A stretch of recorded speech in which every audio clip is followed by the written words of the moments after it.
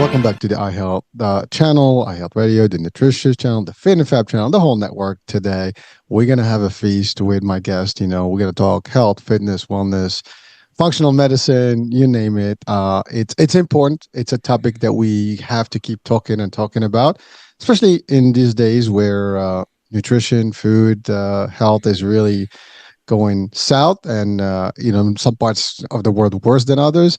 Now, my guest hails all the way from, the old continent and, England. How are you, Leigh Brandon? Welcome to the show. Yeah, I'm very good. Thank you. And thanks for having me on. No, my pleasure. And you are a fellow podcaster. So yes, folks, I'll do it now. I'll do it later. Do check out his podcast and we'll talk about all that.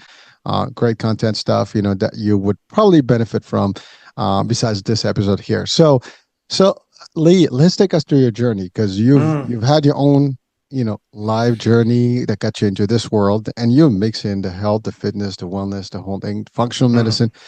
You also work with a particular institute. So let's talk about all that. And if you don't mind, just let's clarify, because I mentioned functional medicine. Are you a doctor? Are you not a doctor? How does that work? I know in the UK it's different. So let's talk about that. Yeah. So in the UK, the only people that are doctors are medical doctors. You call them MDs. We don't call them MDs over here, but I'm bilingual. I speak English and American, so it's okay. So MDs and PhDs are only people that are doctors. So I know in the US, you have doctor of osteopathy, you have doctor of chiropractic. That doesn't exist over here. So there are very few people that are labeled as doctors. So I'm not medically trained, so therefore I'm not a doctor per se. But I am trained in functional medicine amongst many other things as well, as you've kind of alluded to. In terms of my own journey, I mean it's a long one. I'm not a spring chicken anymore. I've been around a few blocks over the years. But my start, I guess, in the industry was one night I was in a gym near where I lived. Near where I worked, and I'd just done a workout. And I was really passionate about working out back in the 90s. Like a lot of guys in the 20s, they want to get massive and ripped. So I was in the gym doing bodybuilding style training, although even looking back, I was doing it in quite a smart way. Anyway, I was having dinner with these two guys, and they were personal trainers. I'd never heard of a personal trainer before. So this was probably around 94, 95. And they both had first-class sports science degrees from Loughborough University, which is the best sports science university in the UK. And we're talking, and one of the guys puts his knife and fork down and he says, how do you know all this stuff? And I said, what do you mean? And he said, well, we've both got first class sports science degrees from Loughborough University, and you're talking to us like you were in our class. Like, where did you get this knowledge from? And it kind of shocked me, because I kind of knew what I was doing, but I didn't realize I was at that kind of level. And I said, well, I'm the kind of person, if I'm going to do something, I do it properly. And I just do a lot of reading. And that's all it was. Back then it was magazines and textbooks. And they said to me, why don't you do what we do? And it was, for me, that was my light bulb moment. It was like, well, hang on a minute. I can get paid. I can be in a gym all day rather than stuck in some, office somewhere, doing something I don't really want to do for someone I don't really like, but I'm doing it for the paycheck.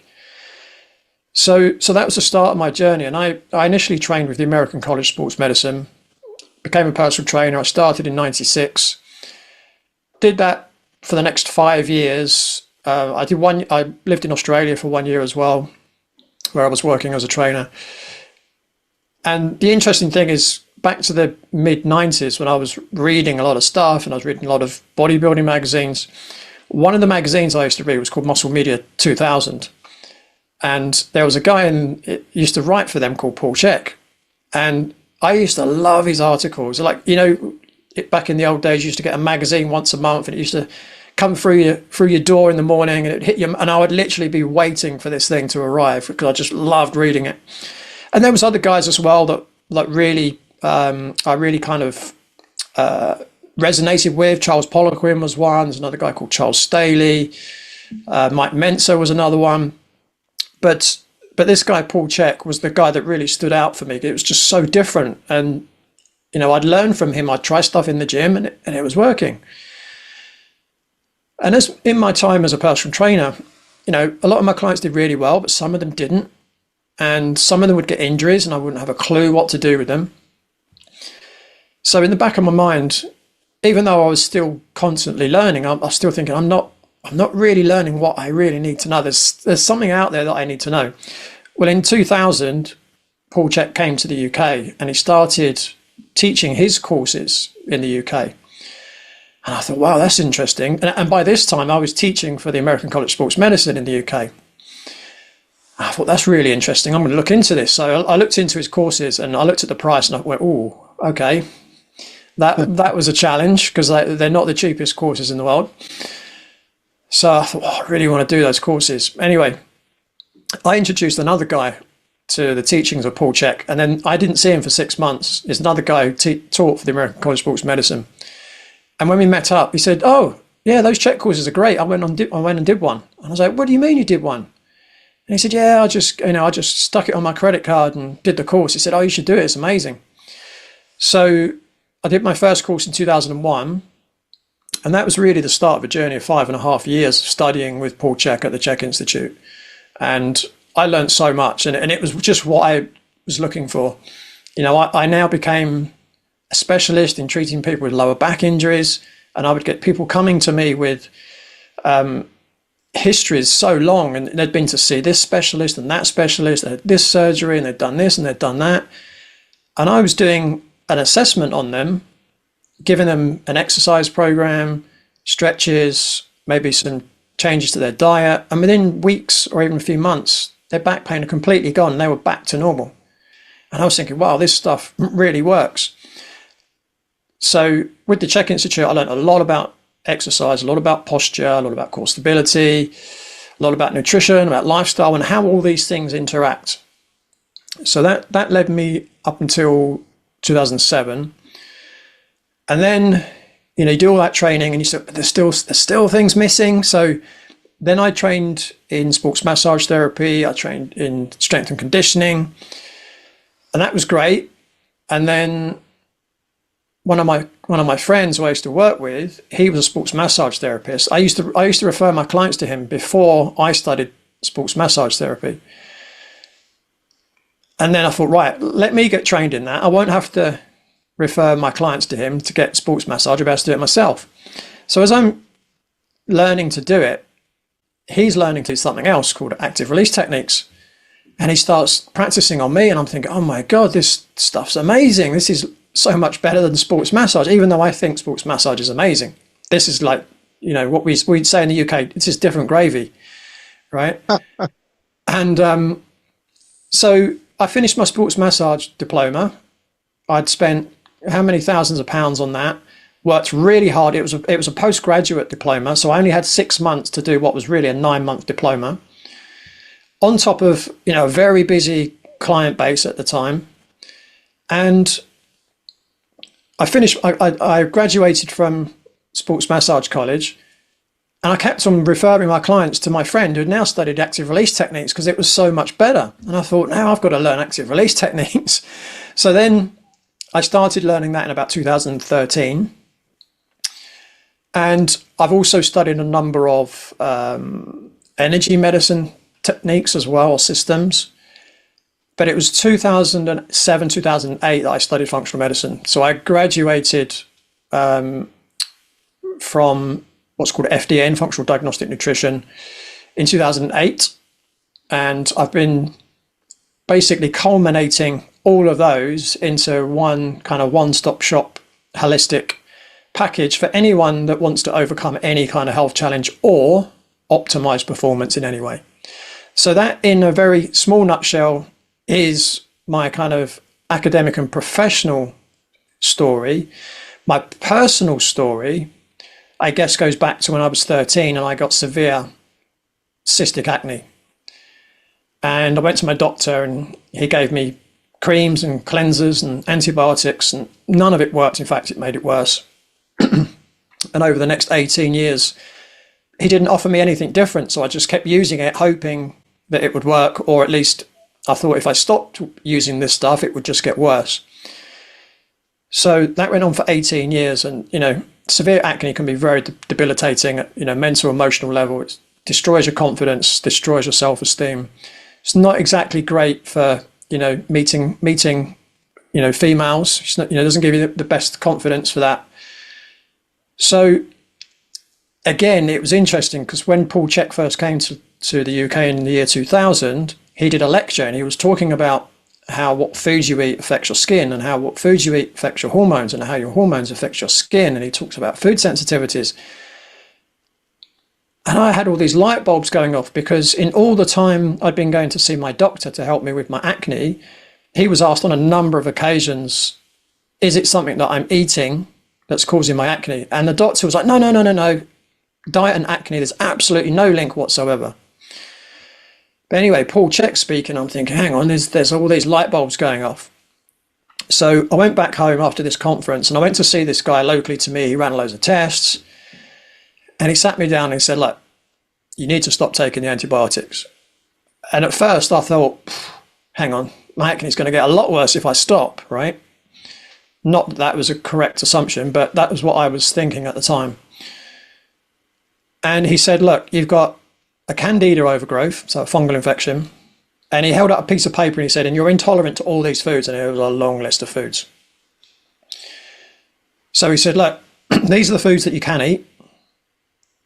So we need to get rid of the fungus and we need to get the inflammation down from all these foods that you're sensitive to and see how you go.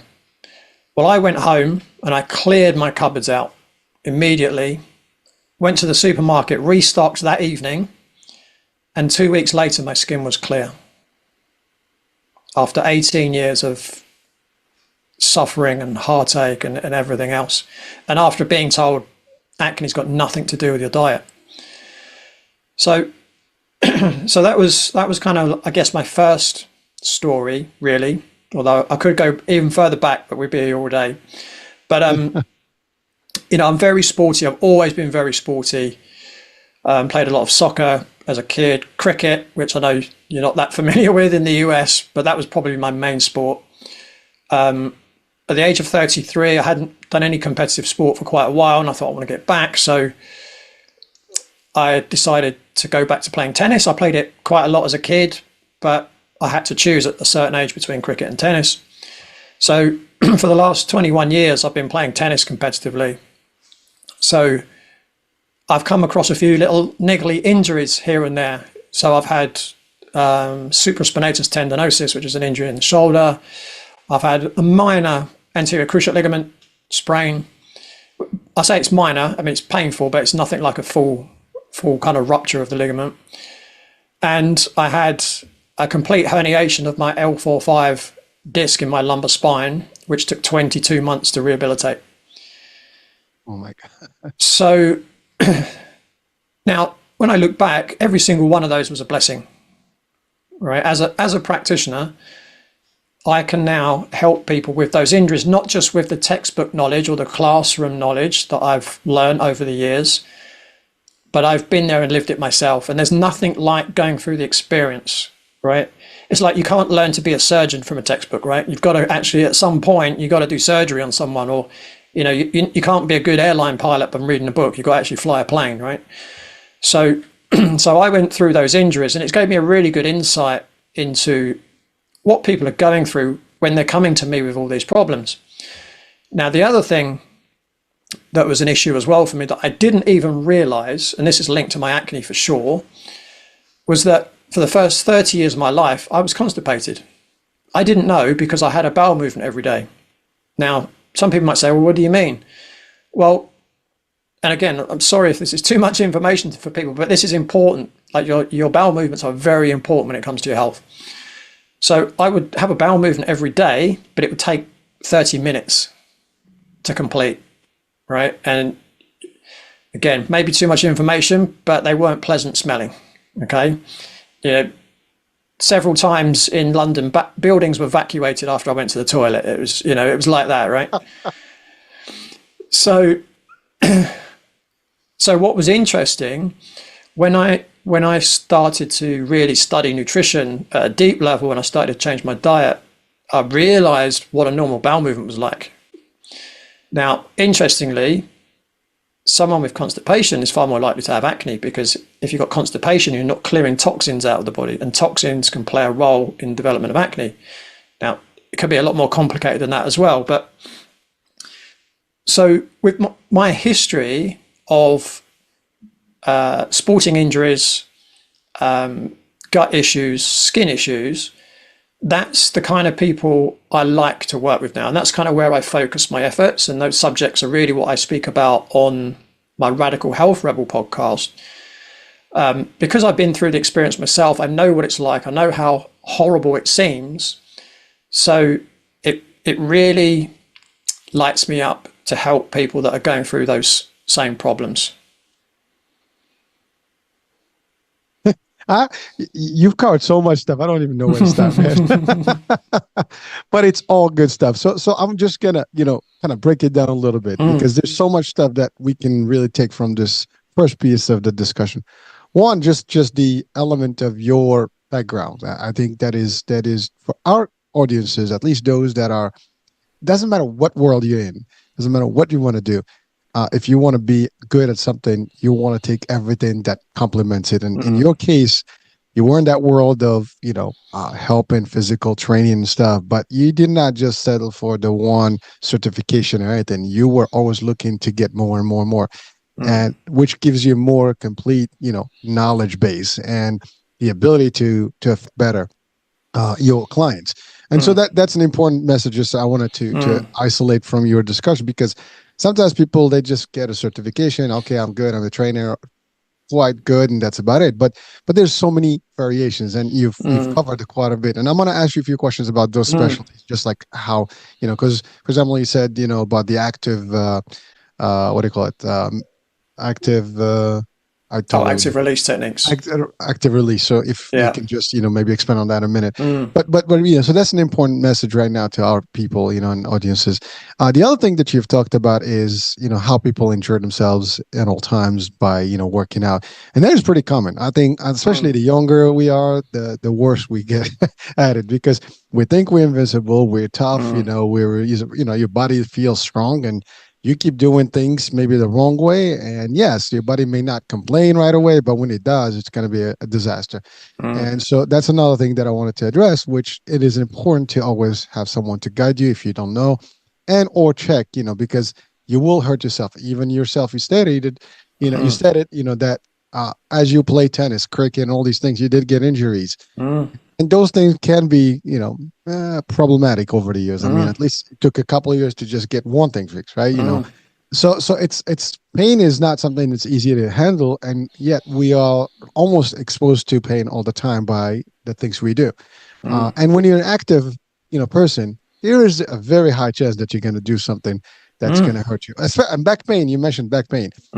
That's like the central of our body, and most of us, somehow we put a lot of pressure in there, a lot of tension, and we do make the wrong moves.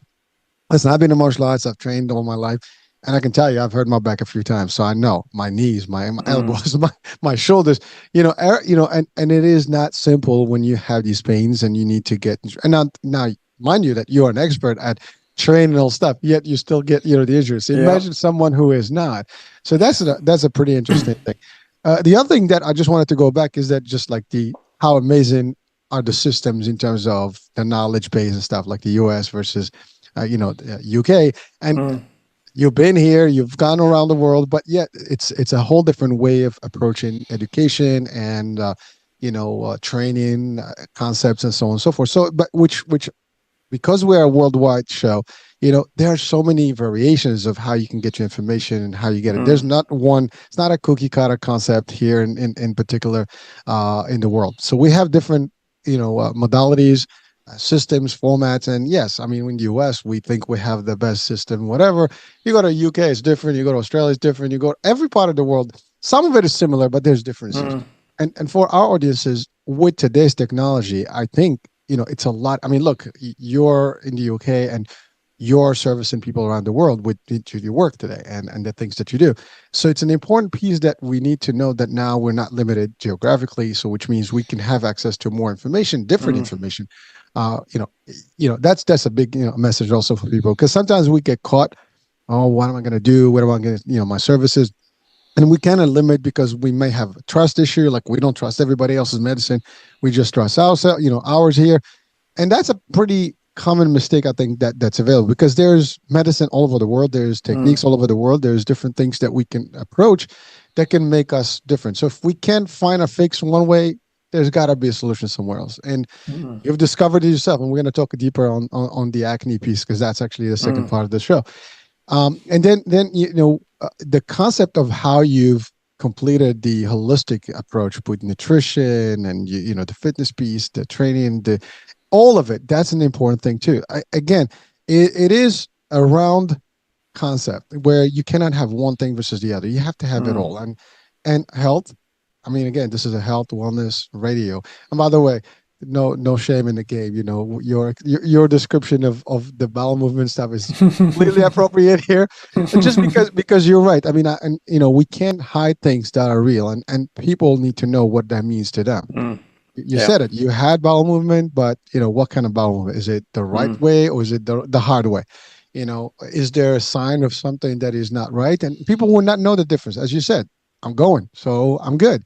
Well, are you going or you're going? So that's the thing. So clarifying sometimes it's a very important thing. And unfortunately, we don't get this. Like you said, the concept, like you go to the doctor's going to say one thing, right? Because that's what they know. You go somewhere else, you get something else. You got this, the CHEK Institute, concept. It was a whole different system, right? And he taught you different things, which we did work for you. So now I want to touch on the acne. So acne is a known problem, for the youth, and definitely not, very at least for the youth, for the younger folks, you think it's common, right? It goes through the phase, puberty, and all the stuff. But when it lingers for the longest time, as you said, it is not easy, because you're right. It's your face. It's it's out there, and if it's really extensive, it can be very not. Self-confidence will be something that you will lose easily. And believe me, I was just reading about it. Besides this show, I was just looking at something the other day, and I'm like, wow, there's a lot of work. It's not as simple. And we think about a couple of things, but it gets very advanced sometimes. And in your case, years and years went by, and that's the thing. You went for the regular course, like everything we have is bacteria. Let's get some antibiotics. Let's get some antibiotics. And medicine is the way of the Western medicine. Unfortunately, that's what we do. You got a problem, let's fix the problem. But nobody, again, and I repeat this in multiple shows, we need to start going to the source of the problem. And most of the time, we just treat the symptoms and what it is to try to kind of cover up, or at least, depress, whatever issue that there is. But it's not removing it from the roots. And that's the problem. What you found was that there is a whole different way to do this, from the source. And when you did that, things were different. And the source was your nutrition, the way you ate, the way you did certain things. And that's amazing. Now, you stated that there was a whole list of stuff you were having that was removed. Can you at least enumerate a couple of those? Because I guarantee you some people will be like, oh, I have all this stuff all the time. Maybe they should, I don't know, is it butter? Is it oil? I don't know what it is. But, let's talk about, is it fast food? I don't know. If you can share with us some of that. And then if you can break down, to us a little bit about the items that you mentioned about the active release, stuff, just to define some of the stuff for, to our audiences, if you don't mind. Yeah. So in my own journey, well, my own experience of acne, because I had a fungal infection. Fungus live off of sugars. So what you have to stop doing is eating foods that are sugary. Very simple. There are also certain foods like mushrooms, which are fungus, that you need to stop eating. And then there are other foods that are commonly, and again, people don't often know this, come with mold, like peanuts is probably the classic example. So things like peanut butter, you want to avoid if you've got a fungal infection. Now, not everyone with acne will have a fungal infection. And this is where understanding or investigating or finding out someone's causes of any problem is important, because what might cause acne in one person might cause heart disease in another, might cause obesity in another, might cause cancer in another person. So I went on a very kind of what might be considered low glycemic diet, so not eating anything that's very sugary. But I remember in that first test I ever did, it said I was intolerant to wheat, gluten, dairy, which are all things I would suggest anyone with acne cut out anyway, because they're often problematic. I remember black pepper, bell peppers, chili peppers, I was sensitive to. So anything pepper, I was sensitive to. Garden peas, and there was some other thing. They're the ones that stick out, but there was probably 30 plus foods I had to eliminate from my diet for at least a while. But what I found, I've done a lot of research into acne. Like I've spent far too long on PubMed reading all the research studies, which are in my book, Eliminating Adult Acne for Good. All the references are in there. And what I found from my research and by helping people in my practice, I've found the research to be very good at helping people. So if it says, oh, this could potentially cause acne, if you take those foods out of the diet, generally their skin gets better. So for me, number one, if someone's got acne, number one will be high glycemic foods, whether you got a fungal infection or not, because when you eat high glycemic foods, what that means is when you eat it, the amount of sugar in your bloodstream goes up very quickly. So what the body does to counteract that, because if you have too much sugar in the blood, it's very toxic. And I mean, that's what a diabetic coma is, when the blood sugar is too high, and it can kill you. So the body has a great way of dealing with that. It secretes a hormone called insulin from the pancreas. So if you've got a lot of sugar, you're gonna secrete a lot of insulin. Or insulin also stimulates another hormone called insulin-like growth factor 1. And in your skin cells, you've got what's called sebaceous glands, okay, in the hair follicles in your skin. So the IGF-1 stimulates the sebaceous gland to secrete more sebum. Now, the bacteria on your skin have two sources of food: the lipids or the fats from sebum, and the proteins or amino acids from your skin cells. Well, when insulin goes up, it also increases the amount of skin cell production. So you've got more sebum being produced and more skin cells. What do you think they're going to do? They're going to block the hair follicle. So now the bacteria that live on the skin is party time, and they're going to proliferate. And when there's too much of them, it creates an immune response. What does an immune response do? It creates swelling and redness. That's what an acne lesion is, right? So that would be my number one thing. Reduce or eliminate, ideally eliminate, high glycemic foods. Number two is dairy. So what is dairy for? Why do we have dairy? It is to create rapid growth in baby mammals, right? So it has hormones in it to help babies grow, and it helps stimulate hormones in the body that stimulate growth. So what does that do? It increases sebum production from the sebaceous glands, and it increases skin cell production, right? So that you've got two things. Any foods that anyone is sensitive to should also be eliminated. And that is where, what I mean by sensitive, it means that your immune system mistakenly thinks that food, for whatever reason, is an invader, and therefore attacks it. So it creates inflammation in the body, okay? The last thing that's key are other types of inflammatory foods, and the ones that are probably most commonly eaten are vegetable and seed oils.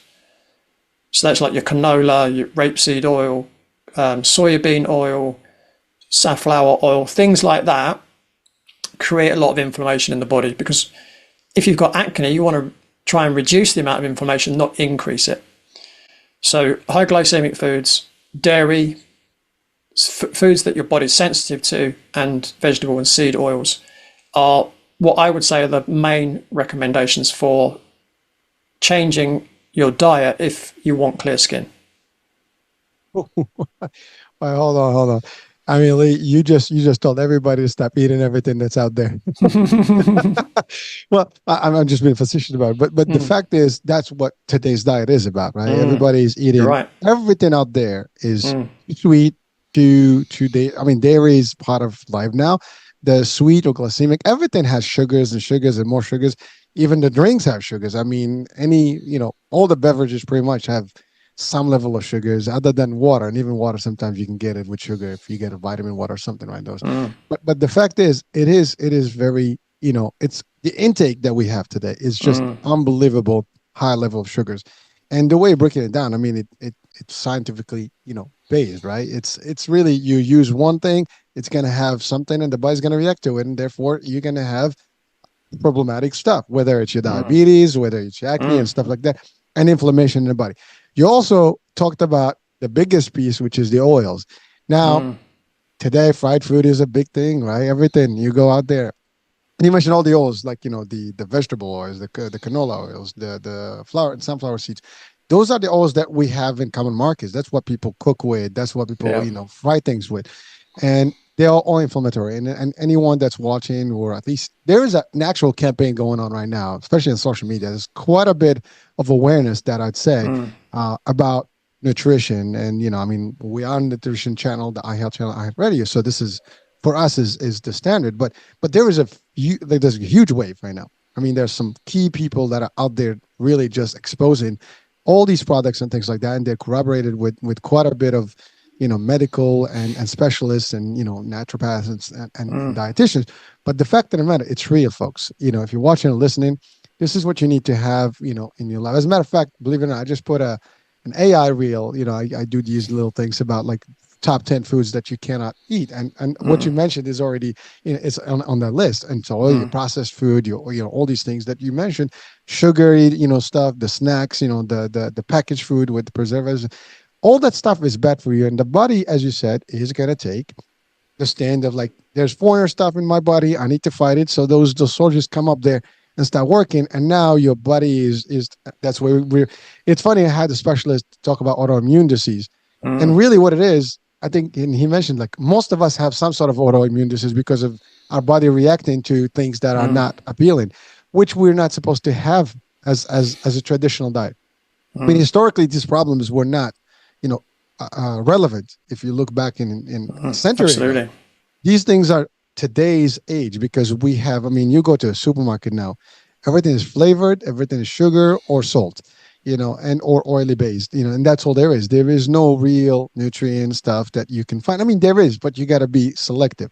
In your case, I mean, you had to eliminate a whole bunch of stuff, replace it by a whole bunch of stuff, which I want to ask you, like, some of the things that should be taken to prevent Mm. this.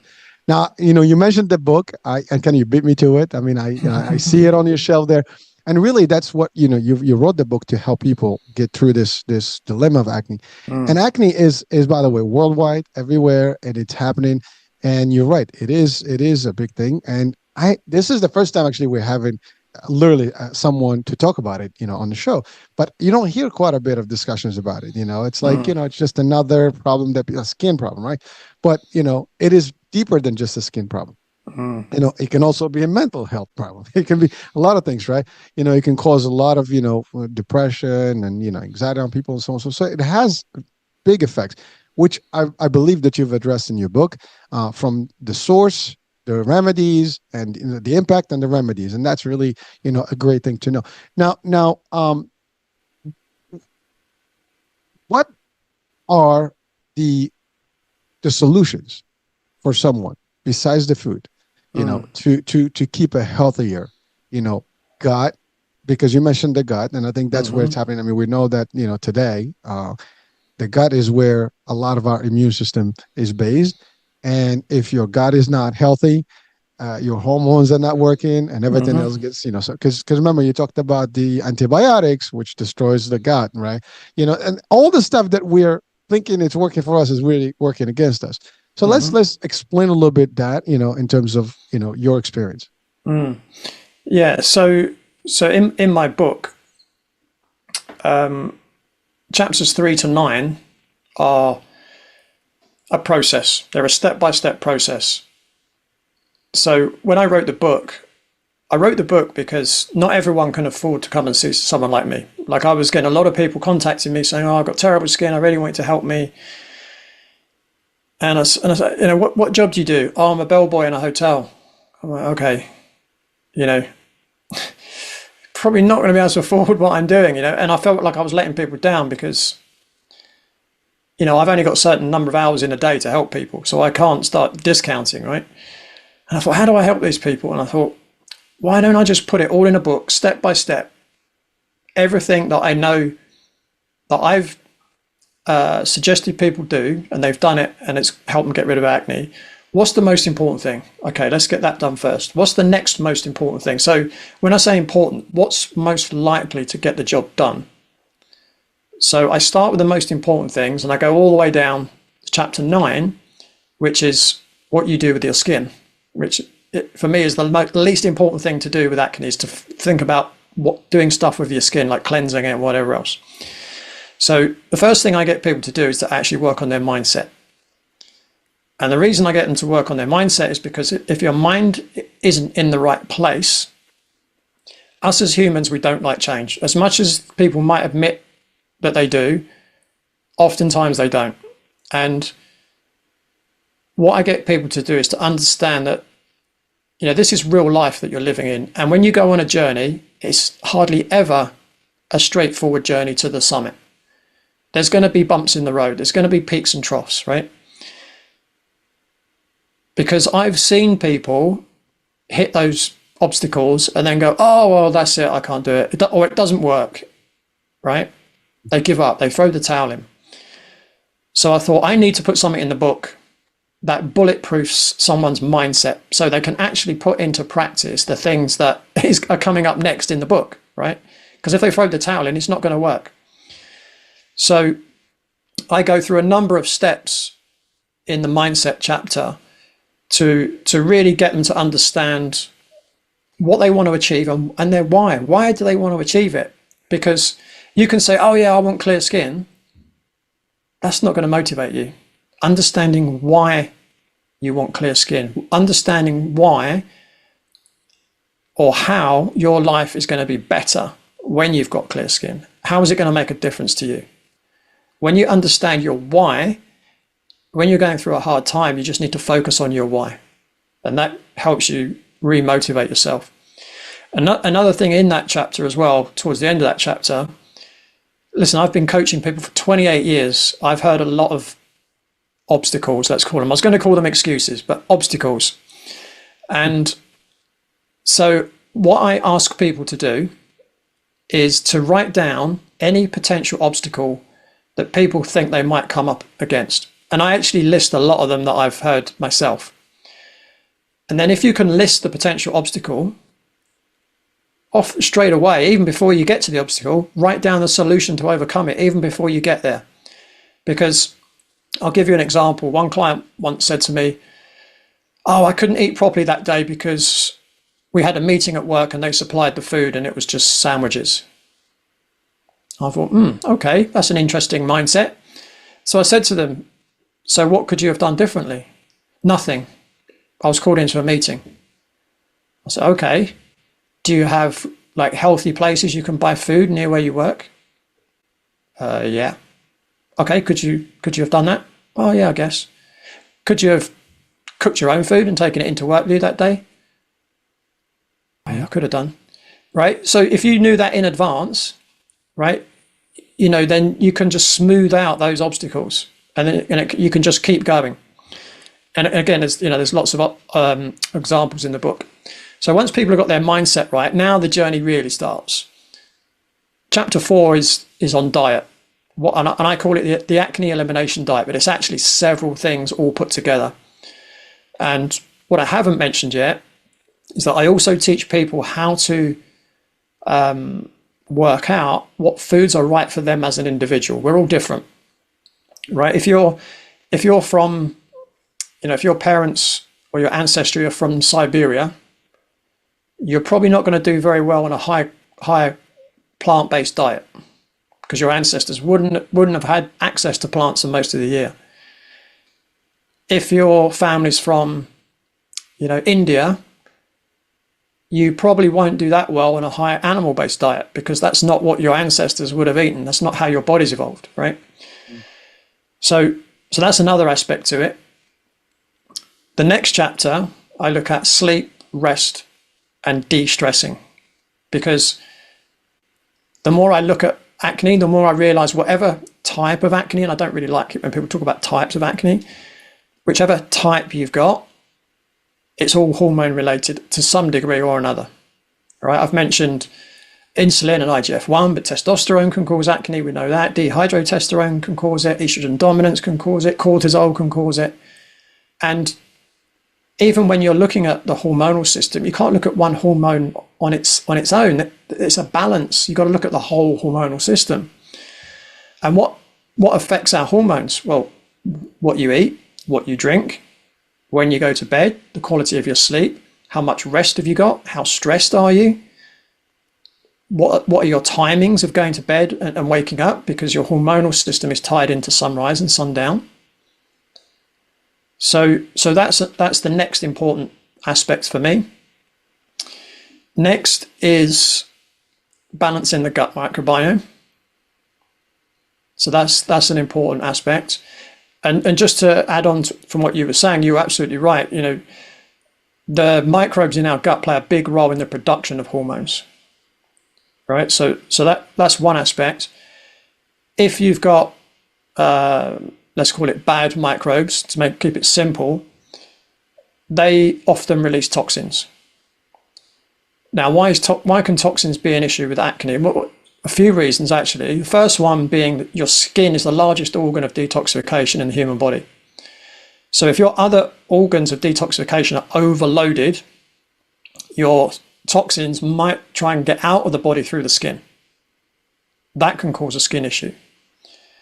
Secondly, if your liver is overloaded, your liver is like a juggler, right? Your liver has to do so many different things at the same time. If your liver is overloaded and it's trying really to, it's doing all it can to try and metabolize toxins, well, one of the roles of the liver is also to metabolize and help move out of the system is hormones. If it's overloaded trying to deal with the toxins, what tends to happen is it doesn't metabolize the hormones and it starts sending them back around the body. So now you get an excess of hormones, right? And again, that can lead to acne. The other thing with toxins, again, if you've got toxins in the body, can cause an immune response. What does immune response cause? Inflammation. And acne is an inflammatory condition. So that's the gut microbiome.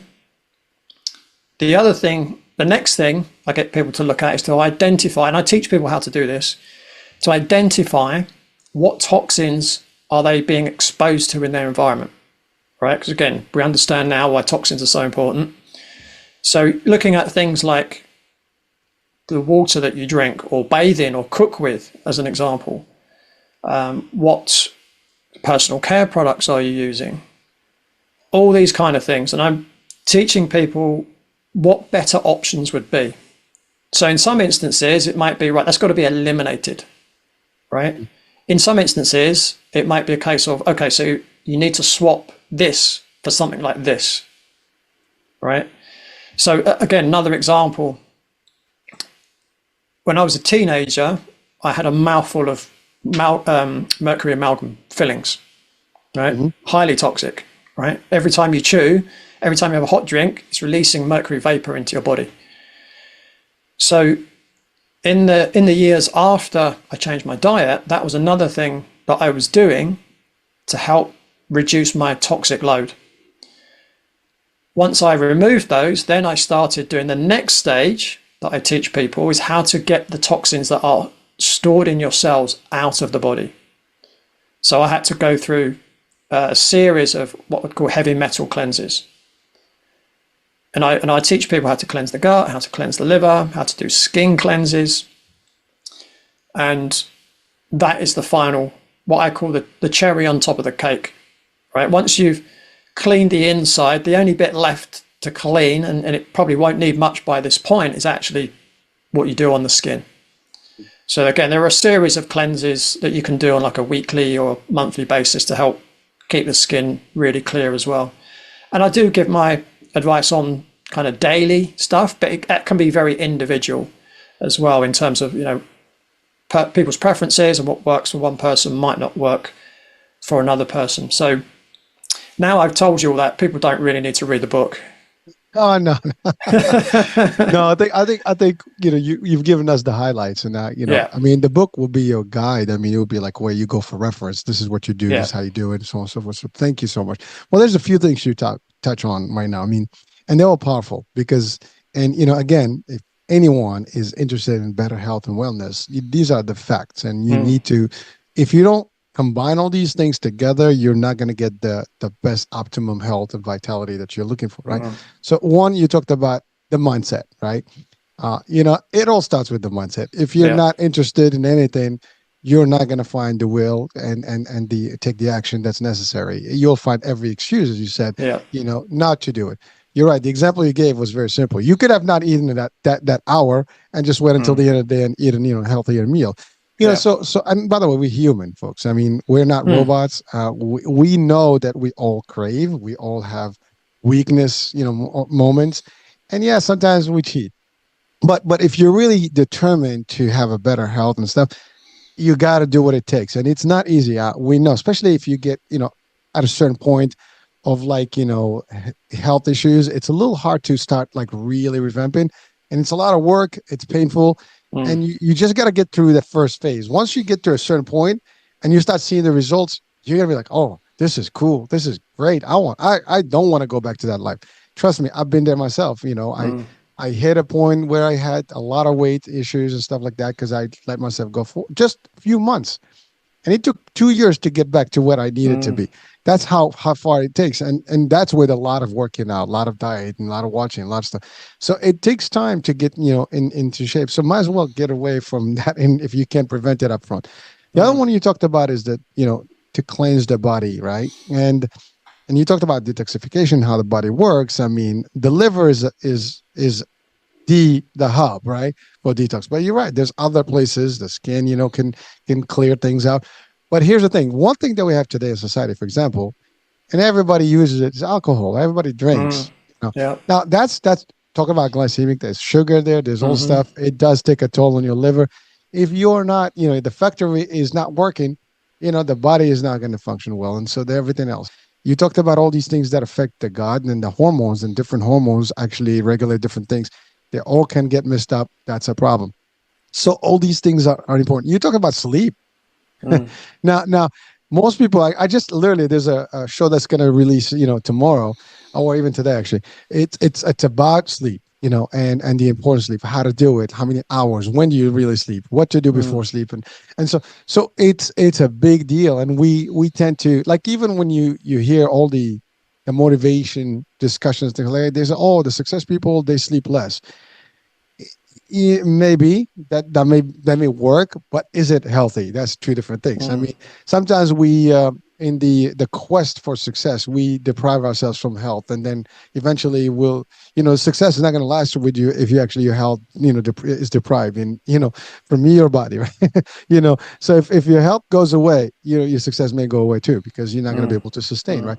So you got to balance things. It's all about that. So your book is almost like the go-to concept if you want to eliminate, specifically for acne, but really those things can help not just with acne. I think they can help with everything else. Yeah. Now again, acne is just one element, one illness that can be very flamboyant in your face, and literally, I mean, it could be just bad, but I think when you clear the acne, you clear also everything else that can be bad in your health, and ultimately you'll feel it's a better life.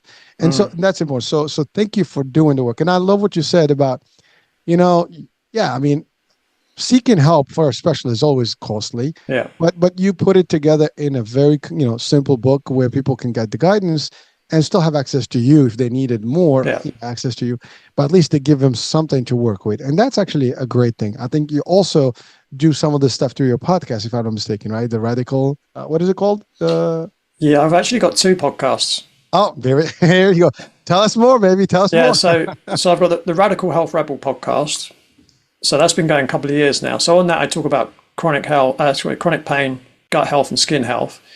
I'm just launching a subscriber only where I'm going to be talking about more controversial stuff, which is going to be quite juicy. But I also have the Adult Acne podcast as well.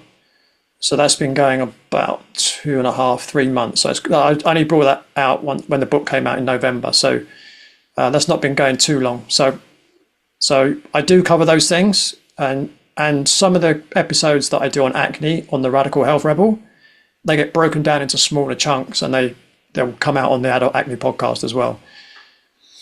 Oh, that's pretty well. Yeah, go ahead. I just want to kind of add to what you were saying, because there's a few things that were popping into my mind as you were speaking. And when I'm talking to people with acne, I say to them, acne is an inside job, because most people are looking superficially at their skin, thinking it's a skin problem. It's an internal problem that shows itself on the skin, right? That's the first thing. The next thing is, and this is not necessarily acne, this is any condition, and this is my view, that health and disease cannot live in the same body. So if you get yourself healthy, you will not have disease, right? And that's why, I go through in the book all those things, and what you were saying is absolutely right. If I change the title of that book to almost anything and change the first 2 chapters, the rest of the chapters will probably wouldn't change at all. Because what that book is a get healthy book, right? The other thing I just want to add as well, because, if someone's listening to this and they heard me talk about all the things that I go through in the book, they might be thinking, well, that's a lot of work. Well, that sounds like a lot. Do I really want to do all that? And what I say to people is, do one step at a time. Do step 1 first. When you've done step 1, do step 2. When you've done step 2, do step 3. And that's exactly how I've written the book, right? It's one step at a time.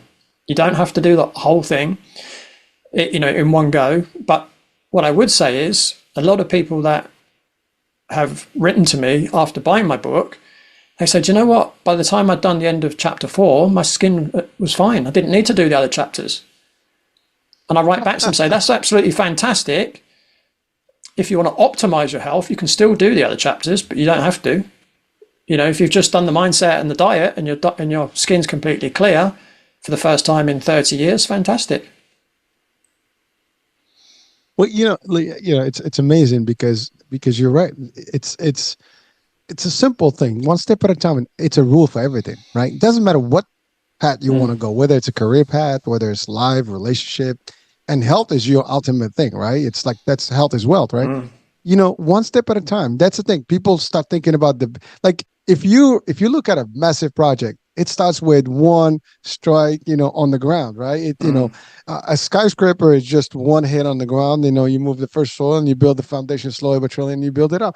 If you start looking at the magnitude of the project, you get sometimes lost, right? One thing at a time, and a lot of people fail in even business or stuff because they start, getting scared of how it's got. Take it one day at a time, build slowly, and your health is more relevant than anything else because nothing else matters without it, right? And you said it. I mean, it's like, yeah, if your skin is clear, that's beautiful. But why not, maybe continue the process and get everything else, to optimize. And you're right. If your healthy body is fully functional at the optimal health, chances are illnesses are not going to be. It's like they're going to walk in. There's like that. This is not a host. We can't get into this one. This one is completely shielded, and that's what it is. But it is a difficult task to do today. I mean, again, folks, it sounds easy, but it is hard because it's not so much about your will and the mindset and stuff. I think it's also the conditioning that we have in our society. Because you can try as much, finding the right food is a little hard. I mean, you look at every label now, it's like, you got bioengineering stuff, GMO, this, that, the other, hormonal, add-ons on all this stuff. I mean, to find the clean cut, I mean, you got to really live in a farm if you really want to have the best particular nutrition. So it's a little difficult and depends what part of the world you're in. It gets even worse. I mean, I have to say, you're saying this and you're in the UK. I mean, imagine what we have to deal with in the US. And the reason I'm saying that is for example, some products that we have here in the UK will have less ingredients and probably healthier. In Europe, it's the same thing. Yeah. And that's just comparing side by side. So imagine if that problem happens in the UK, what would it look like for us here? And that's why we have more obesity than most of the world, and so on and so forth, because we are just more about business, profit, and so on and so forth. However, we can produce more things. Industries are not thinking about your health and my health as much as they are thinking about profits. Now, I get the business part of it, but maybe, we start talking about sustainability and how we can produce and get profitable while not hurting, harming the bodies, the humans, and so on and so forth. But someone can say, as you said, in that third podcast, that's going to be controversial. There's got to be some juicy discussions about maybe like, why, certain things like, one leads to the other. If the food industry, the pharma industry, and the healthcare industry, for example, those are three ones that are big. If they all want to be healthy, and people healthy, maybe it's going to affect their business. I actually tend to think that's not the reality, because you can make it all work without it. But it's decades, if not a century of building into this where we are today, and people are greedy in general. So that's the problem. So the other thing that you mentioned that's very powerful that most of people would not have thought about is the ancestry. So you talked about like who the hell is right now watching and listening like, what job? I mean, my ancestry coming from. I mean, most of us don't even know our ancestry, right? I mean, now we can do a DNA test and figure out like where's our roots. But you're right. If your progression and evolution in terms of family comes from a particular area where your DNA was used to a certain thing, your body's gonna. It takes a few generations before it gets adapted, right? I mean, we adapt, but it takes time. But really understanding like how that would affect you, your course of action may be very hard to get results from, or easy to get results if you actually go into the right path. If you challenge it, it's going to take long, and you're probably going to get disappointed, like, I'm not seeing the results. Well, because you're going about it the wrong way. But then who's going to go back and source back to the actual DNA concepts, and like, maybe I am not genetically predisposed to actually having this diet concept. So that's a big deal. So that's why, I mean, listen, you are literally got a nice little comprehensive 360 concept of the health, the fitness, the wellness, the holistic approach, all these other things that make it work. And also I the topics of your podcast are pretty cool too. I mean, they're touching all the stuff about the full wellness and health and acne as well. And by the way, eliminate adult acne, by default, that will take care of the younger versions of ourselves too. Absolutely. So, Yeah. so it's not just for adults; it's really for everybody that has it. And I love what you said. It is not a skin; it is an interior. Because if you cleanse the inside, the outside is just a reflection. And that goes for a lot of things. The one thing you mentioned earlier, which was like, let's prescribe cream and cream and cream, and that's actually what we hear all the time. I mean, you look at the commercials. Oh, get this cream, get this cream, get this cream. And it's really like just like patching the top and probably causing more other, adverse reactions, if you want to call it that way. And that is not really, you got to treat it from where it stems from, the gut and or the hormonal pieces. So thank you so much for like, giving us that full comprehensive, outlook of what is acne, where the problems are, what to do, and definitely about the book. Now the book is available, Amazon, Barnes and Nobles. Yeah, any major retailer, you'll be able to get hold of it online, or any kind of physical retail store. If they don't have it in stock, they can order it for you. All right. And how can people reach out to you if they want to work with you directly? Yeah, so probably the best place, if they if it's someone with acne, then my website is eliminateadultacne.com, and there's some free material on there as well. You can download the first 2 chapters of my book, which I go into a lot of detail in terms of the science as to what causes acne, but I also break down all of the commonly prescribed medications and topical creams and lotions and what their potential side effects are, which is quite grim reading, but it's worth knowing that information because your medical doctor probably won't tell you what they are. They just say, well, take this cream or take this pill. So there's that. There's details of my adult acne podcast you can find on there. There's details to all my social media accounts as well. I have another website, and this is for my all my other work that I do, and that's bodychek.co.uk, and that's spelled BODYCHEK.co.uk. And again, you can find all my social media on there. You can find my podcast on there, my blog, and everything else. And you do have a skinwebinar.com. Is that for your So webinars? that's been replaced Okay. by adult acne. Eliminateadultacne.com. All right, so that's the new one. Thank Yeah. you for sharing that because I was going to place that one into your description, so I'll go for the real one. But it's always good to ask. And of course, podcast is available all over. Mm. Wherever podcasts are. All right. Well.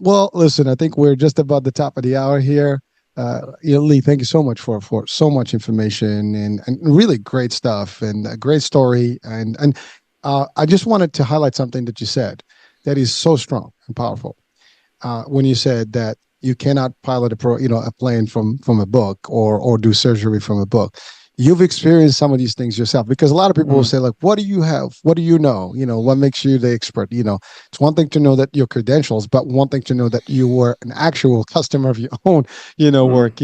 It's a very different, angle where you can speak from experience, Yeah. and it makes the legitimacy of your information more solid. So thank you for bringing that up because a lot of people sometimes will question, the integrity of the information or the knowledge. But when you have it, like I have been there, I've experienced it firsthand, and I know what it takes.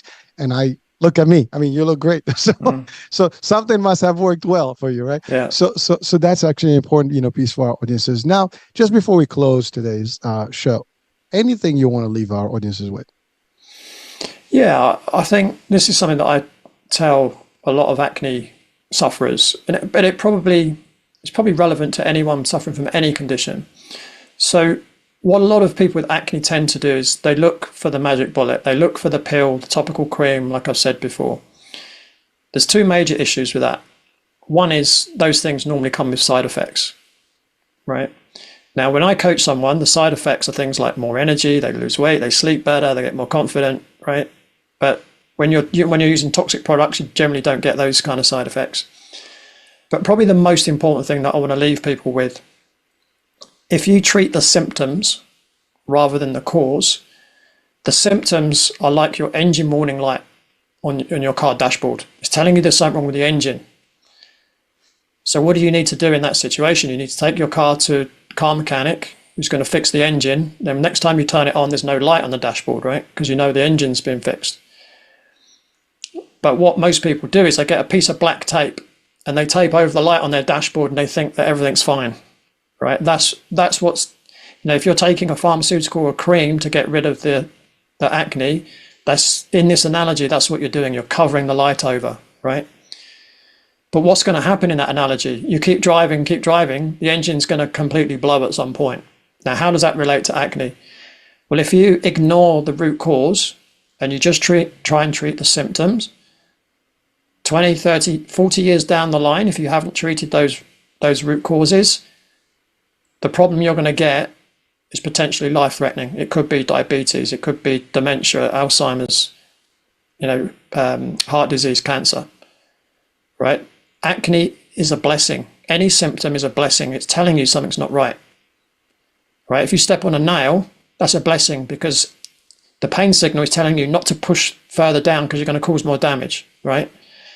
So for me, it's really important that with acne or any condition, what you need to do is to find out what the root cause is because it's your body trying to tell you something. And if you ignore the root cause, you're asking for trouble further down the line. Powerful, man. Thank you so much. I mean, that sums it up. I mean, really, folks, that's all there is. We got to take care of business. You get a sign, know the signs, and do the work to get better and prevent worst case scenario in the future. So thank you so much for really a powerful message, for a great show and discussion, and a lot of great insights. Folks, definitely check out the book. It's available. We'll have the links as well. So just, and reach out to Leigh if you need any additional help. I'm sure you can work with people around the world. So why not? And keep up the great work, man. Thank you so much for being with us. And I'll track your podcast. I'll track the shows and we'll connect as well. That being said, folks, this is the end of today's show. Hope you enjoyed it. Hope you've learned some stuff. Share the wealth with others because there's a lot of wealth here, in this discussion. So let's just make sure that we get that, information spread around the world. Other than that, I'm American Age. We'll be talking soon. New day, new show, new topic. Bye for now.